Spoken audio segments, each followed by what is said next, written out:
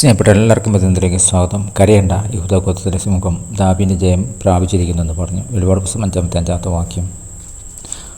ഭൂതകാലത്തെയും ഭാവിയെയും കുറിച്ചുള്ള അപ്പോസ്തലനായ യോഹന്നാൻ്റെ ദർശനം സമാനമായ വാഗ്ദാനത്തോടെയാണ് വികസിക്കുന്നത്. എന്നിരുന്നാലും അദ്ദേഹത്തിൻ്റെ കഥ ആരംഭിക്കുന്നത് സങ്കടകരമായ കുറിപ്പിലാണ്.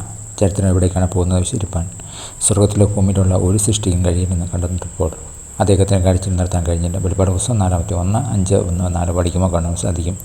അപ്പോൾ അവൻ യഹൂദ ഗോത്രത്തിൻ്റെ സിംഹത്തിൽ പ്രത്യാശ അർപ്പിക്കുന്ന ഒരു ശബ്ദം കേട്ടു. എന്നാൽ യോഹന്നാൻ നോക്കിയപ്പോൾ കീഴടങ്ങുന്ന സിംഹത്തെ കാണുന്നതിന് പകരം അറക്കപ്പെട്ട പോലെ നിൽക്കുന്നൊരു കുഞ്ഞാനെ കണ്ടു. അസാധാരണമായ കാഴ്ചയിൽ ദൈവത്തിൻ്റെ സിംഹാസനം ചുറ്റും ആഘോഷത്തിൻ്റെ തിരമാലകൾ പൊട്ടിപ്പുറപ്പെട്ടു മുഴുകിക്കിടക്കുന്ന 3 സ്തുതിഗീതങ്ങൾ. 24 മൂപ്പന്മാരും എണ്ണമറ്റ അത്ഭുതന്മാരും പിന്നീട് ആകാശവും ഭൂമിയും ഒത്തുചേർന്നു. ക്രൂശിപ്പെട്ട ഒരു രക്ഷകൻ എല്ലാ സൃഷ്ടിയുടെയും പ്രത്യാശയും നമ്മുടെ ദൈവത്തിൻ്റെ മഹത്വവും നമ്മുടെ കഥയുടെ ഭാഗ്യഭാഗമായ ആകുമെന്ന് ആർക്കാണ് സംഘടിപ്പിക്കാൻ കഴിയുക? യേശുവിനുള്ള പ്രത്യാശ ആവശ്യമായ എന്ത് ഭയങ്ങളും സങ്കടങ്ങളുമാണ് താങ്കൾക്കുള്ളത്? ജയിക്കുന്ന സിംഹമായും യാഗത്തുള്ള കുഞ്ഞാടിനെ അവനെ ആരാധിപ്പാൻ താങ്കൾക്ക് സഹായിക്കുന്നതാണ്. പ്രാർത്ഥിക്കാം.